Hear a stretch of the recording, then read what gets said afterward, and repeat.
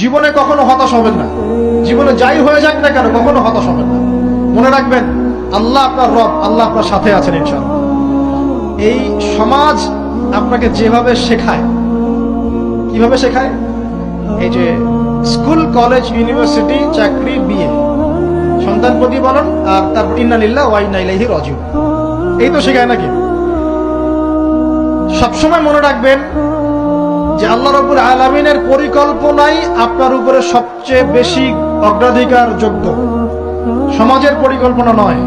পরিবার আপনাকে চাপ দিচ্ছে, চাকরি পাস না, পড়াশোনা করিস না, হ্যাঁ পড়াশোনায় কেন তুই 80 নম্বর পাইলি না, কেন চান্স পেলি না, কবে চাকরি পাবি, কবে আমাদেরকে দেখবি, খাওয়াবি, পড়াবি, এই যে চাপগুলো চারপাশ থেকে আসে কিনা?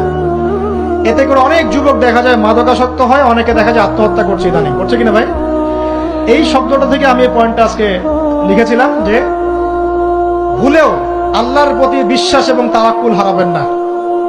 সমাজ যেভাবে শেখায়, সমাজ চারপাশে যে চাপ আপনাকে দিচ্ছে, এই চাপে নিজে গা ভাসিয়ে দিবেন না। আপনি আল্লাহর কাছে দোয়া করবেন, আল্লাহর কাছে পথ চেয়ে নিবেন এবং আল্লাহর প্রতি তাওয়াক্কুল ভরসা করবেন। কখনো আত্মহত্যার পথ বেছে নিবেন।